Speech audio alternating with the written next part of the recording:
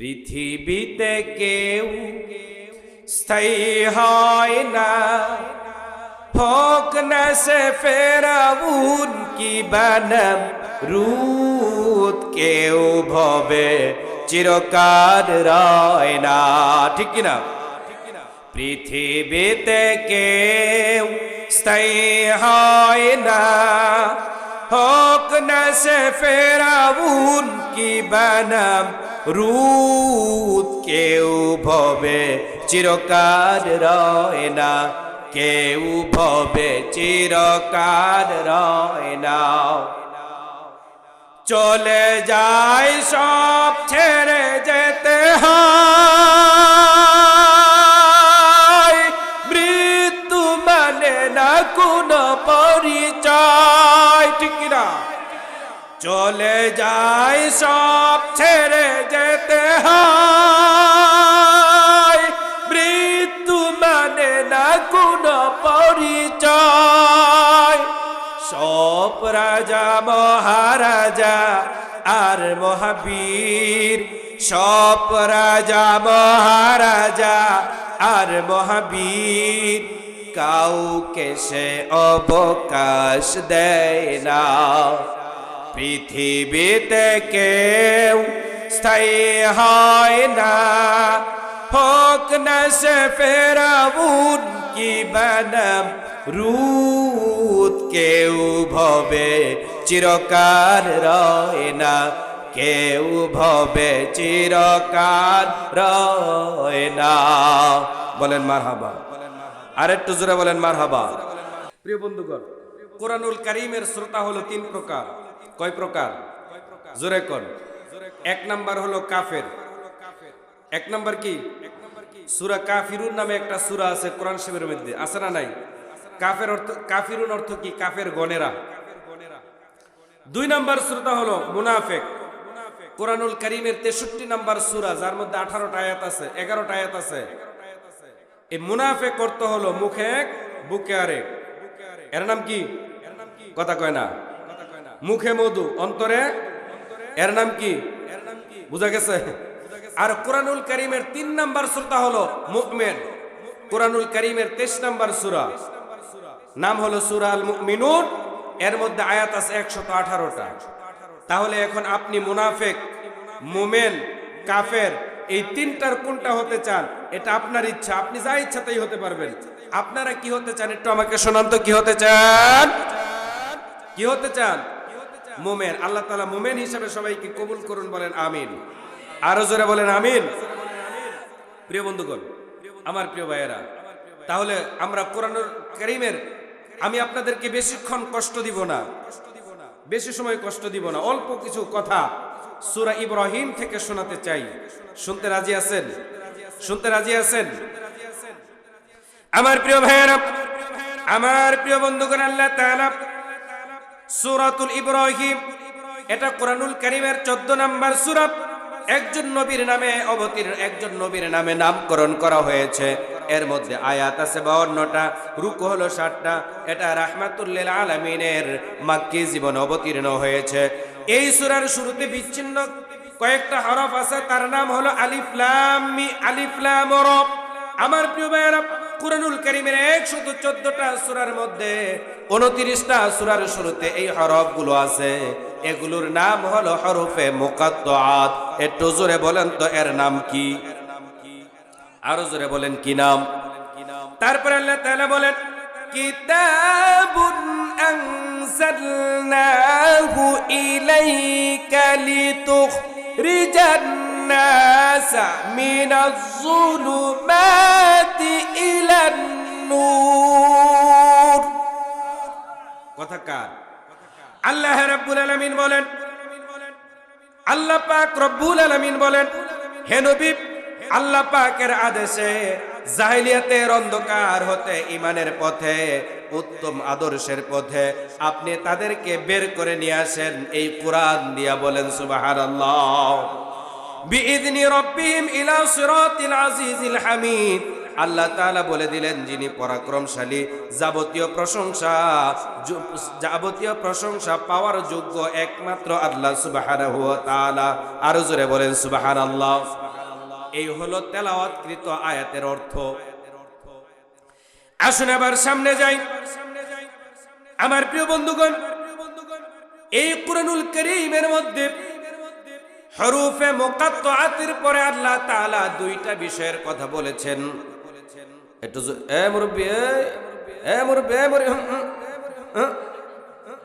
কি ব্যাপার?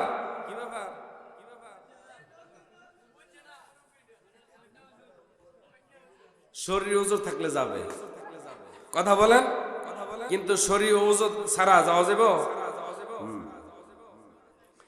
আমার প্রিয় বন্ধুগণ, কুরআনুল কারীমের মধ্যে আল্লাহ তাআলা হরফে মুকাত্তাআতের পরে দুইটা বিষয়ের কথা বলেছেন। কয়টা?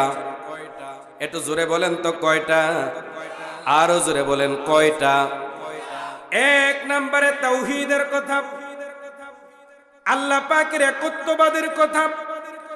দুই নম্বরে আল্লাহ তাআলা এই কুরআনুল কারীমের বরত্বের কথা, শ্রেষ্ঠত্বের কথা, কোরআনের ফজিলতের কথা বলেছেন। আমার প্রিয় বন্ধুগণ, এই কথার দলিল আপনারা নিতে চান কি চান না? আমার প্রিয় ভাইয়েরা, তাহলে এই কথার দলিল যারা নিতে চান একটু কান লাগায়া ভালো করে শুনেন। কুরআনুল কারীমের 2 নম্বর সূরার নাম হলো সূরা আল বাকারা। তার শুরুতে আল্লাহ তাআলা বলে দিলেন আলিফ লাম মিম, এগুলো হলো হরফে মুকাত্তাআত। তারপরে আল্লাহ তাআলা কি বলছেন শুনেন।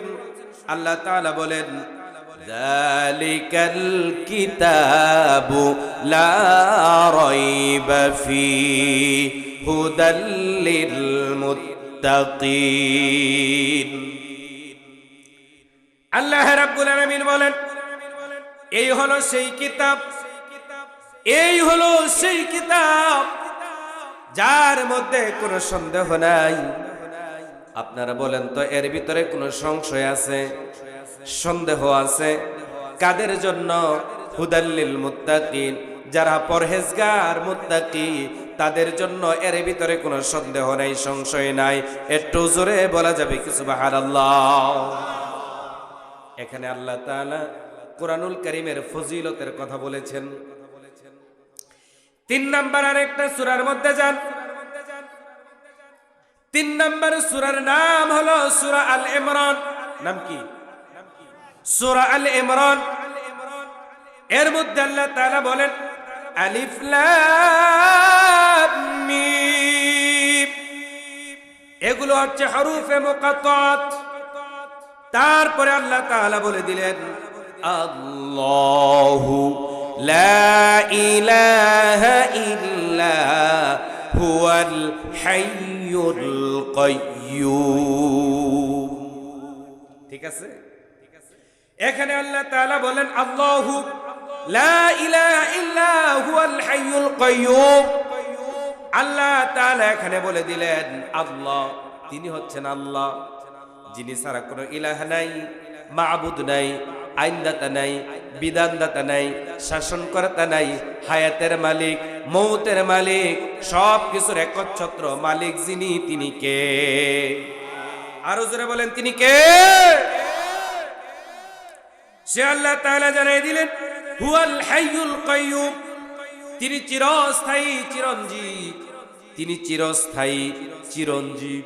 তিনি ঘুমায় না, খায় না, নিদ্রা যায় না, ক্লান্তি পায় না। একটু জোরে বলেন আল্লাহু আকবার। আমাদের ঘুম আসে কিনা? খাওয়া লাগে কিনা? পেশাব পায়খানা করা লাগে কিনা?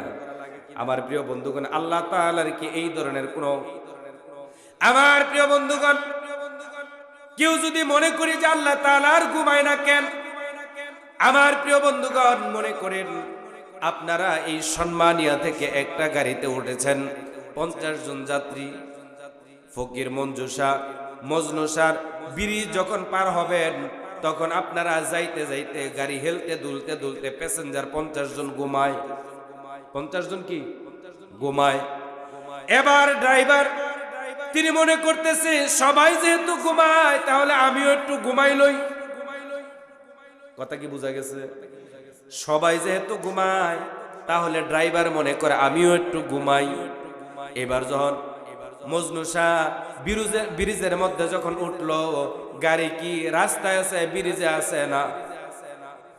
কোথায়? জোরে বলেন কোথায়? তাহলে প্যাসেঞ্জার যা আছে এগুলো আছে না মরছে? কথা কয় না কে? আমার প্রিয় বন্ধুগণ, আল্লাহ তাআলা আকাশ এবং জমিন, কুল কায়নাত যা আছে সব কিছু আল্লাহ তাআলা তিনি এগুলো চালান।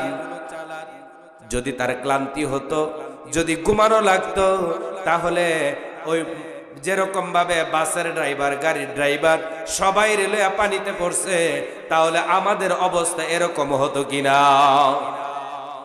এই জন্য আল্লাহ তাআলা বলেন হুয়াল হাইয়ুল কাইয়্যুম, তিনি চিরস্থায়ী, চিরঞ্জীব, তার ঘুমানো লাগে না, এরকম ভাবে তার বিশ্রামও নেওয়া লাগে না। আমার প্রিয় বন্ধুগণ, তাহলে এখানে আল্লাহ তাআলা, এখানে আল্লাহ পাক তার তাওহীদের কথা, একত্ববাদের কথা, আল্লাহ পাক রব্বুল আলামিনের পরিচয়ের কথা তুলে ধরলেন। একটু জোরে বলা যাবে কি সুবহানাল্লাহ? আমার প্রিয় বন্ধুগণ, আমার প্রিয় ভাইয়েরা, 3 নম্বর আরেকটা দলিল নেন। কুরআনুল কারীমের মধ্যে আল্লাহ তাআলা বলেন তাহা মা আনজালনা আলাইকাল কুরআনা লিতাশকা ইল্লা তাযকিরাতাল লিমান ইয়াখশা। তাহা এগুলো হচ্ছে হরফে মুকাত্তাত। তারপরে আল্লাহ তাআলা বলেন মা আনজালনা ইলাইকাল কিতাব মা আনজালনা আলাইকাল কুরআনা লিতাশকা। আল্লাহ তাআলা বলেন হে নবী, এই কুরআনুল কারীম আমি আপনার উপরে এই জন্য প্রেরণ করি নাই। এই কুরআনুল কারীম আপনার উপর প্রেরণ করলে পরে আপনি লাঞ্ছিত হবেন, আপনি অপমানিত হবেন, আপনি মার খাবেন, আপনার গলার মধ্যে কাপড় পেঁচিয়ে জমিনের মধ্যে আছাড় দিয়ে ফেলে দেওয়া হবে। নবী, আপনার চলার পথের মধ্যে কাঁটা বিছাইয়া দেওয়া হবে। ও নবী, আপনার দান্দা মুবারক শহীদ হয়ে যাবে, আপনার শরীরের মধ্যে পাথর নিক্ষেপ করা হবে, আপনার মাথার মধ্যে লোহার হ্যান্ডবেল ভেঙে ঢুকে যাবে। ও নবী, শুধু তাই নয়, এই কোরআন তো আমি আপনার উপরে এই জন্য অবতীর্ণ করি নাই, আপনি নামাজ পড়তে গিয়ে সেজদার মধ্যে যাবেন, যখন পচা উটের নাড়ি বুড়ি এনে আপনার মাথায় চাপিয়ে দিবে, তখন এই জন্যই কুরআনুল কারীম অবতীর্ণ করি নাই।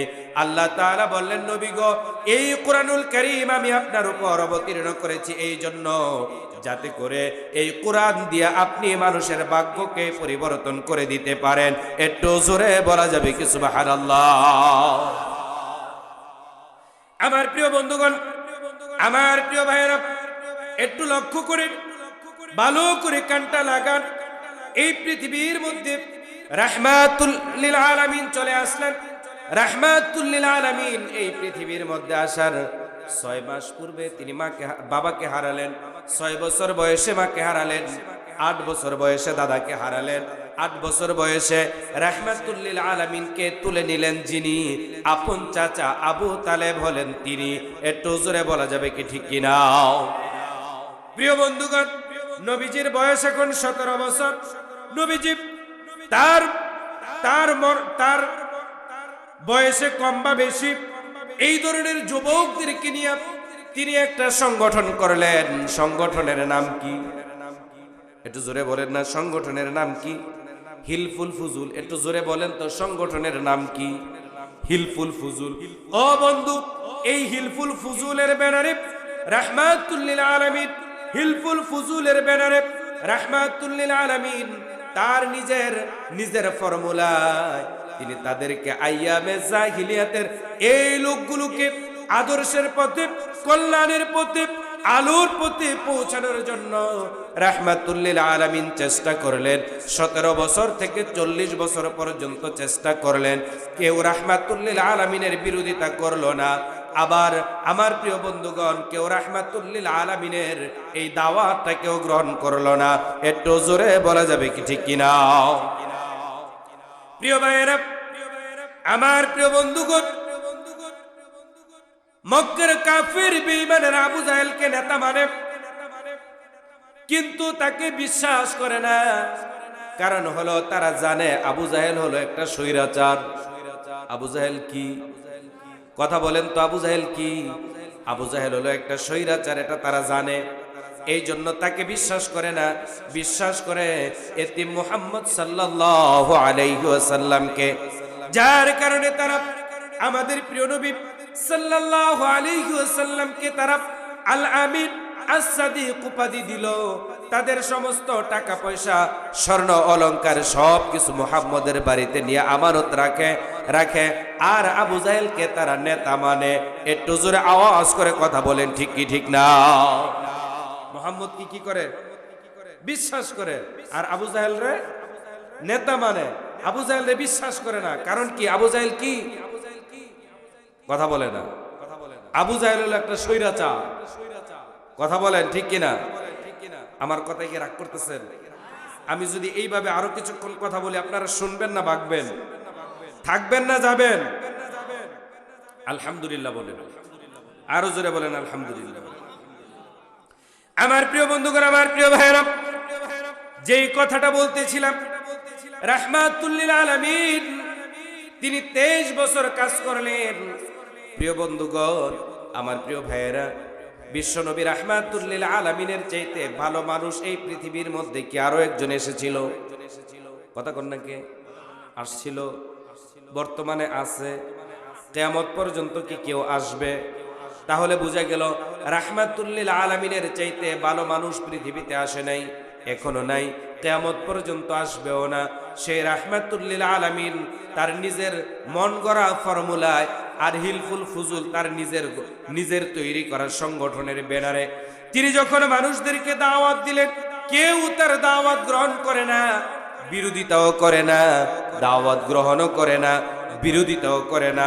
তার মানে বোঝা গেল কেউ যদি তাদের নিজেদের মানুষের তৈরি করা মতাদর্শ দিয়ে যদি এই পৃথিবীর মানুষদেরকে চালাতে যায়, তাহলে কেউ বিরোধিতা করবে না। কথা বলেন ঠিক কিনা? বরঞ্চ তাদেরকে ফুলের মালা দিবে, সংবর্ধনা দিবে, বড় বড় তরুণ আর গেট নির্মাণ করা হবে। একটু আওয়াজ করে কথা বলেন ঠিক কিনা? বন্ধুগণ, রাহমাতুল লিল আলামিন তিনি চিন্তা করলেন, আহারে 23টা বছর এই মানুষের মাথায় হাত দিলাম, পিঠে হাত দিলাম, পায়ে পর্যন্ত হাত দিলাম, কেউ আমার কথা রাখে না। কেউ তো আইয়ামে জাহেলিয়াতের ওই স্বভাব ছেড়ে ভালো হতে আসে না। তাহলে আমার দাওয়াতের মধ্যে, আমার মিশনের মধ্যে কি কোনো ত্রুটি আছে কিনা, কোনো ভুল আছে কিনা? রাহমাতুল লিল আলামিন এগুলো চিন্তা করতে লাগলেন। চিন্তা করতে করতে আমার নবী, আপনাদের প্রিয় নবী রাহমাতুল লিল আলামিন তিনি চলে গেলেন গারে হেরায়। গারে হেরায় গিয়ে যখন তিনি একান্তভাবে চিন্তা করতে লাগলেন, আল্লাহ তাআলা প্রথমবারের মতো ওহী দিয়ে জিবরাইল আলাইহিস সালাতু ওয়াস সালামকে প্রেরণ করলেন। জিবরাইল আলাইহিস সালাতু ওয়াস সালাম প্রিয় নবীজির কাছে এসে বললেন, ইকরা বিসমি রাব্বিকাল্লাযী খালাক, খালাকাল ইনসানা মিন আলাক, ইকরা ওয়া রাব্বুকাল আকরাম আল্লাযী আল্লামা বিল কলম, আল্লামাল ইনসানা মা লাম ইয়ালাম। একটু জোরে বলা যাবে কি সুবহানাল্লাহ? নবীজি এতদিন নিজের ফর্মুলায় হিলফুল ফুজুল সংগঠনের ব্যানারে তিনি দাওয়াত দিয়েছেন। এই মাত্র নবীজির উপর ওহী অবতীর্ণ হলো, রিসালাতের ব্যানারে চলে গেলেন। আর তিনি এবার নিজের ফর্মুলায় নয়, কার ফর্মুলায় দাওয়াত দেয়? একটু জোরে বলেন তো, কার ফর্মুলায়? এতদিন দিছে কার ফর্মুলায়? নিজের ফর্মুলায়। এখন কার ফর্মুলায় দেয়? এতদিন দিছে হিলফুল ফুজুল সংগঠনের ব্যানারে দাওয়াত দিয়েছেন, এখন তিনি নবুয়তের ব্যানারে দাওয়াত দেয়। আলহামদুলিল্লাহ বলেন, আরো জোরে কোন সুবহানাল্লাহ। খারাপ লাগতেছে? বলবো না রাখবো? বলবো?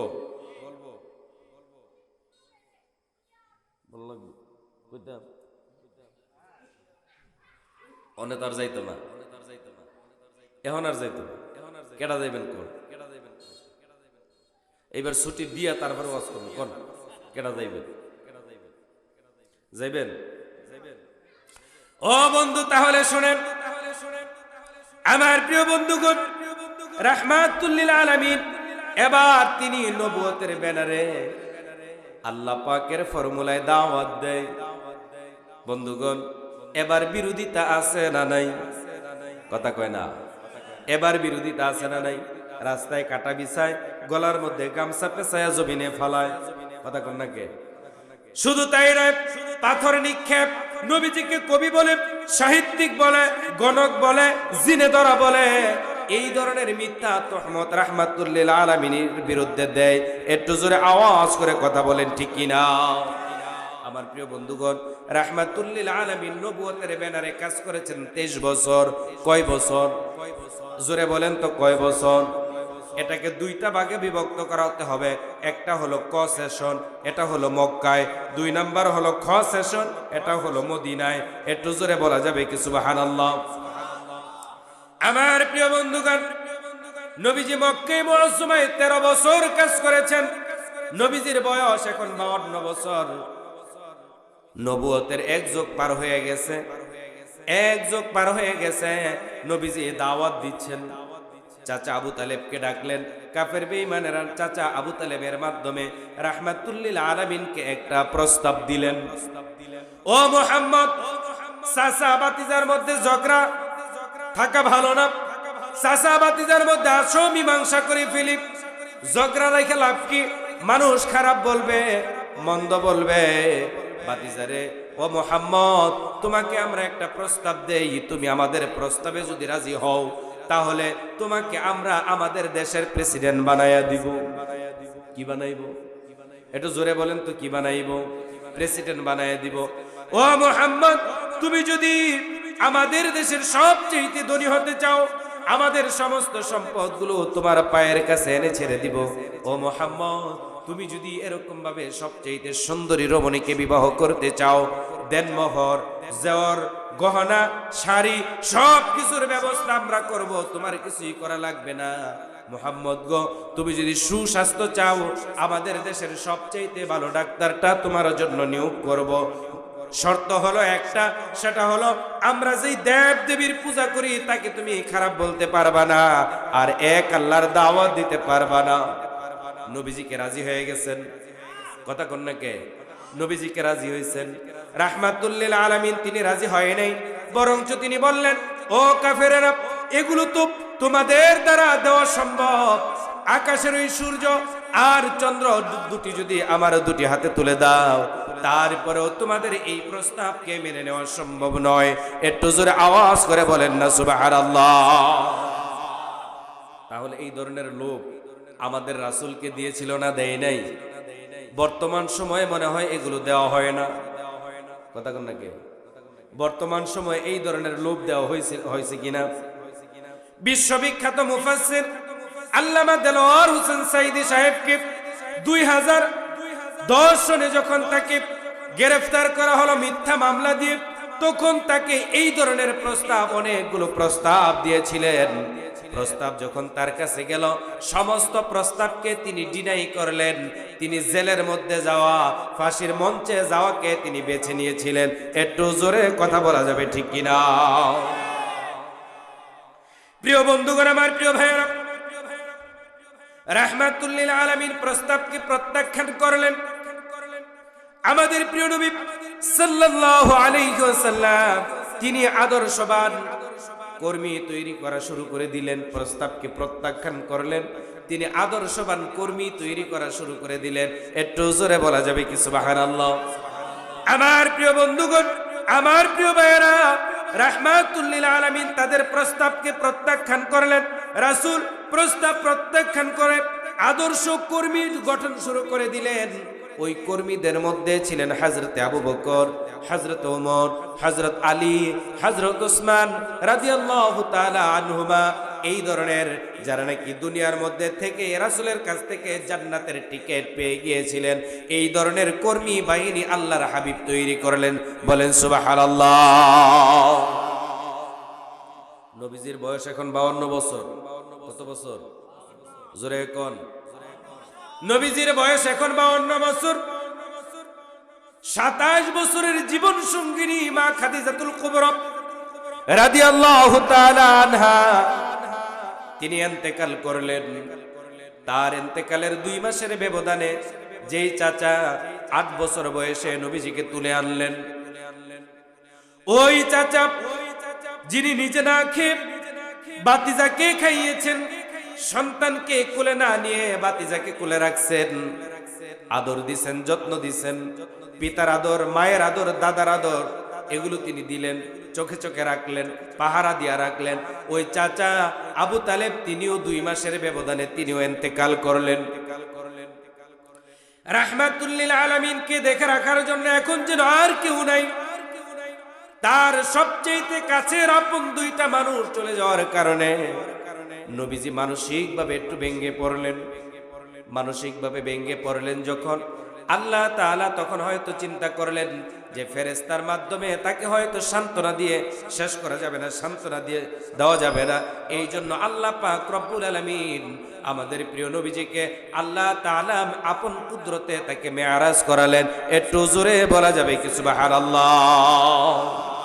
কি করালেন? আরো জোরে বলেন, কি করালেন?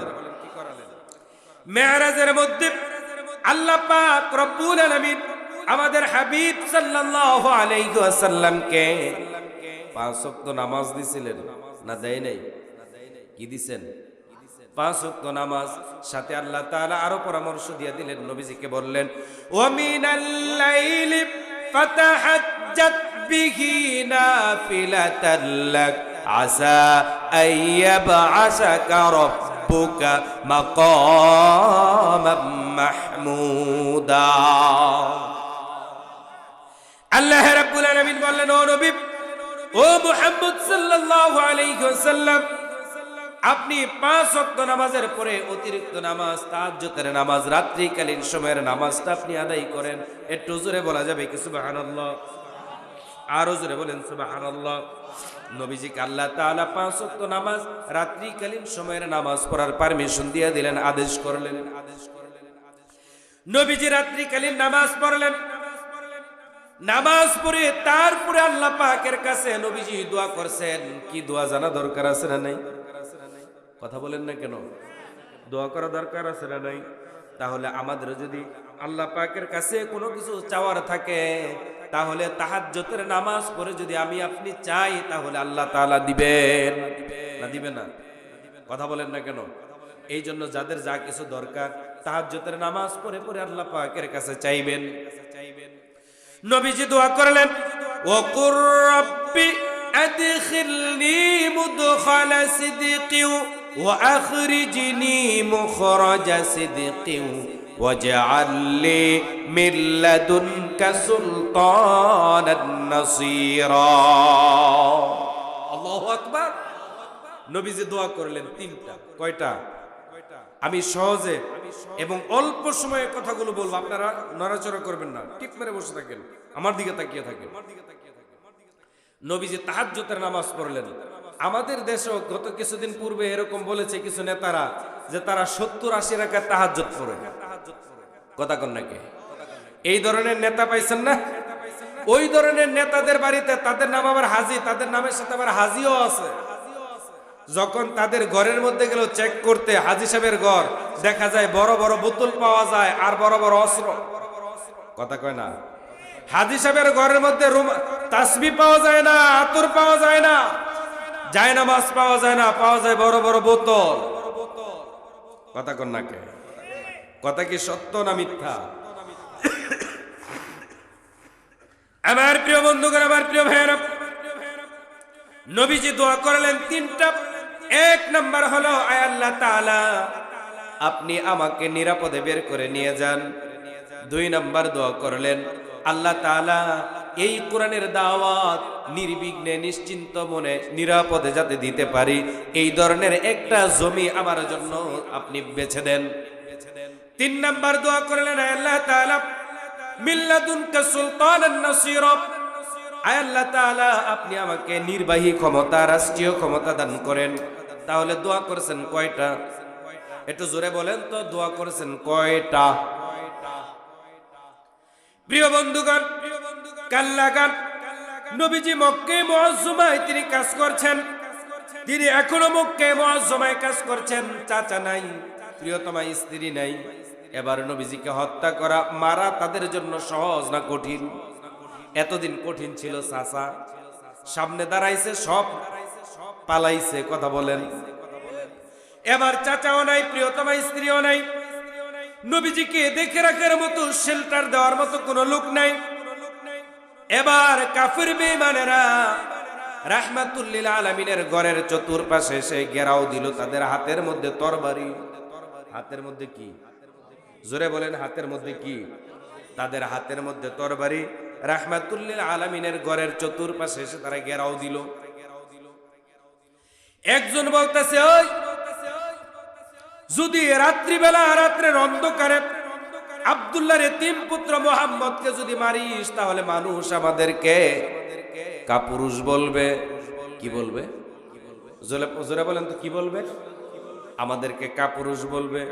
আবু জাহেল কয় তাই নাকি? কয় হ। কয় তাহলে রাখ, আগে সূর্য উঠুক দিন হোক তারপরে তারে মারমু।